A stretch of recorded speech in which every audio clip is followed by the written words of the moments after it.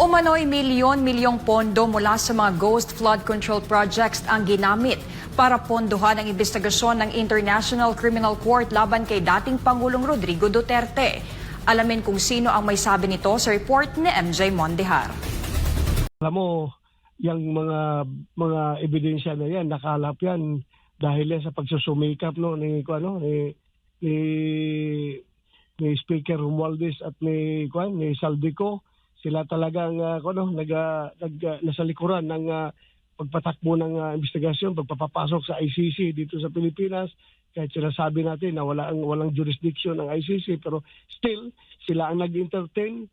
Doon pa nila pinapa-check-in sa hotel ni Saldico, sa Maidas Hotel sa Pasay. At kung lipat-lipat man nila, ay sila po ang gumagasto. At yung mga tao na yan ay talagang with full may security na, full, maganda accommodation pa. At yung mga pulis na gusto nilang bumaligtad ay maraming offer po, unlimited po. At alam natin na ito pala, kaya pala ang dami-dami lang pera na para panghabol kay Pangulong Duterte. Yun pala galing pala dito sa mga ghost projects na ito. Nakakalungkot po. Hinahabol nila yung taong nagtatrabaho lang para sa bayan at ang pangdidiinan lang ng husto gamit ang perang questionable. So sige lang, everything will fall into its right place.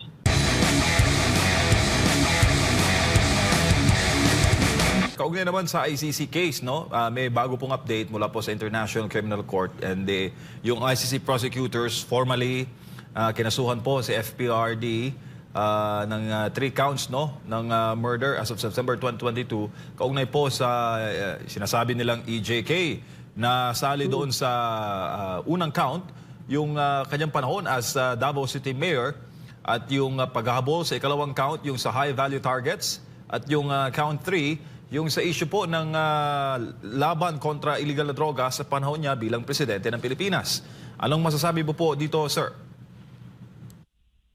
Well, we expect that to happen dahil they're moving heaven and earth, no? Para talagang madiin si Pangulong Duterte. Expected na natin yan. At kaya naman yan na dipinsahan ni Pangulong Duterte yung mga akusasyon na yan. Alam mo, yung mga ebidensya na yan, nakalap yan dahil yan sa pagsusumikap ni Speaker Romualdez at ni Saldico. Sila talagang nasa likuran ng pagpatakbo ng investigasyon, pagpapasok sa ICC dito sa Pilipinas. Kahit sinasabi natin na walang jurisdiction ng ICC, pero still sila ang nag-entertain. Doon pa nila pinapa-check-in sa hotel ni Saldico, sa Maidas Hotel sa Pasay. At kung lipat-lipat man nila, ay sila po ang gumagasto. At yung mga tao na yan ay talagang with full may security na, full, maganda accommodation pa. At yung mga pulis na gusto nilang bumaligtad ay maraming offer po, unlimited po. At alam natin na ito pala, kaya pala ang dami-dami lang pera na para panghabol kay Pangulong Duterte. Yun pala galing pala dito sa mga ghost projects na ito. Nakakalungkot po. Hinahabol nila yung taong nagtatrabaho lang para sa bayan at ang pangdidiinan lang ng husto gamit ang perang questionable. So sige lang, everything will fall into its right place. Opo, first time namin yung marinig na anggulo, Senador. Pero ito nakikita ngayon na nadidiin at tinahanap sa Pilipinas si Congressman Saldico at nag-resign sa pwesto si Speaker Martin Romualdez dahil nga sa matinding pressure. Ito ba ay para sa inyo poetic justice para po sa dating presidente ng Pilipinas? Partially. It can be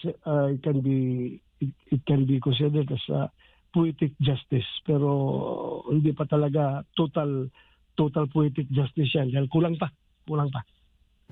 Opo, at Senator, dihagikan si VP Sara niaging adlaw. Baka naman pwede mong maikwento sa amin ang ilan po ng mga pwedeng mga maikwento yung mga napag-usapan nyo with the Vice President. Tatlo lang tayo nakakarinig ngayon, sir, sa ating pong broadcast. Puro ka lang, puro casual lang. Ah, casual lang. Casual talks lang. Nothing political. Nothing political. Casual lang. Dumaan lang siya sa opisina ko at hi, hello. Kwentuhan kami ni Senator Aimee at humabol si Senator Bongo. Ngayon, nagkukwentuhan lang kami doon sa opisina. Oo, at may nagkwento na ang tawag daw sa inyo, kahit daw kayo ang minorya sa Senado, pero kayo naman daw ang People's Majority, Senator. Well, pasalamat tayo kung maraming tao ang nakasuporta sa atin, no? Kahit na minority tayo, pero majority tayo sa puso ng taong bayan. Salamat po sa mga kababayan natin na sumusuporta dahil diyan lang kami kumukuha ng lakas. Kahit na pagdating sa Senado, ang power namin ay masyadong mababa kumpara sa majority, but still kung sa Bisaya pa yung tawag gani yung di man perdigana basta maningkamot ni we will do our best being the minority to make sure that everything is functioning properly diyan sa ating Senado. Kung sasabong pa, Sen, Bia? Dihado.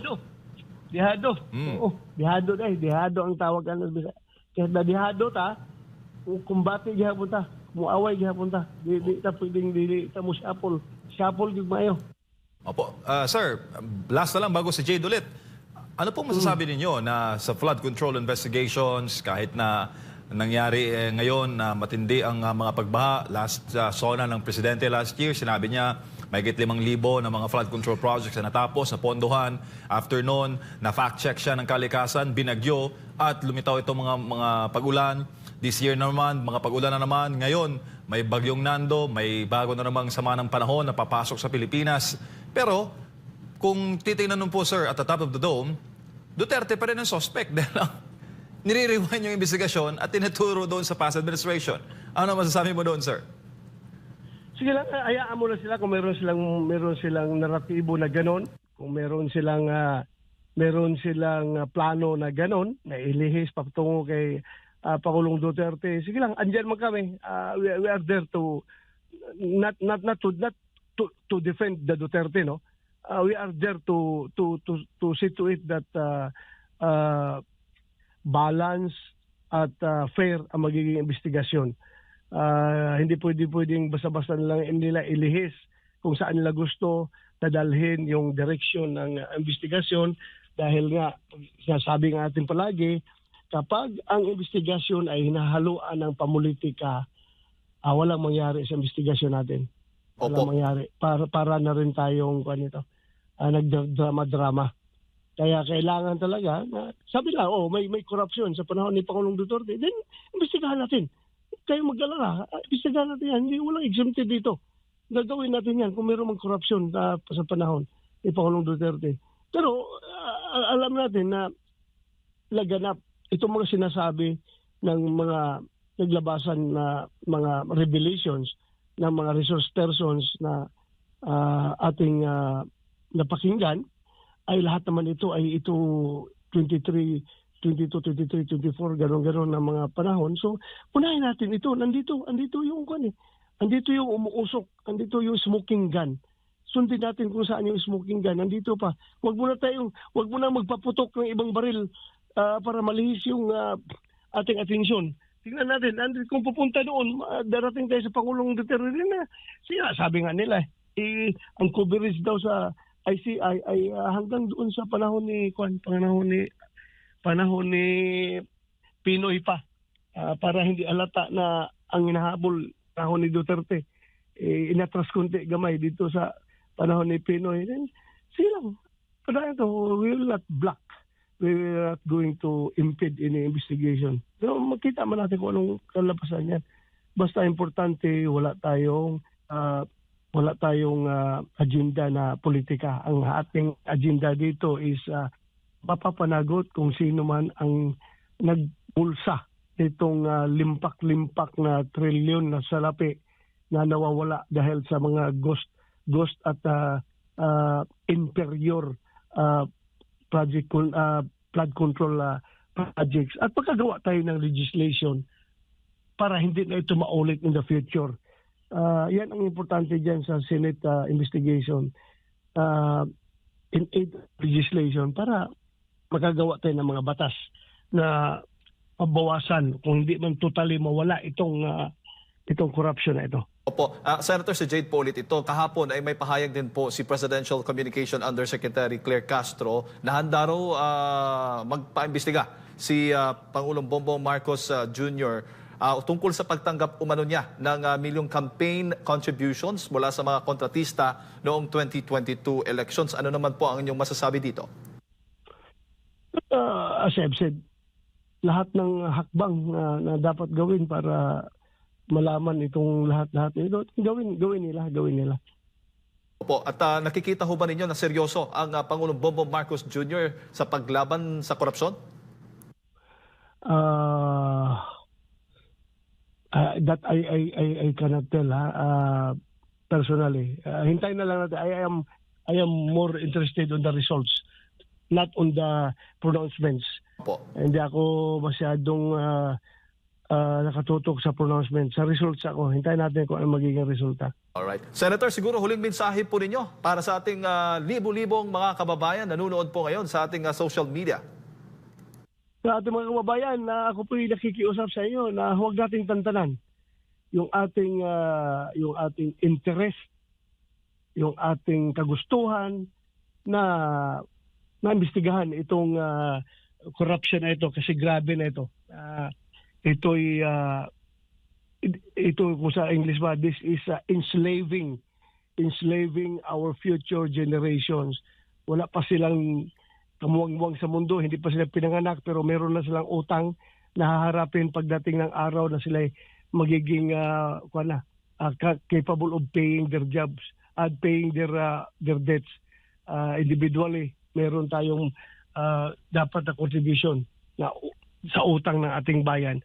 At dito naman sa present generation, tayo mismo na nakakaalam nito, ay ito is a direct affront to us, direct na pangluloko, direktang pang-iisa, direktang panggagago itong ginawa na ito. So dapat yung ating itong galit natin sa corruption ay wag nating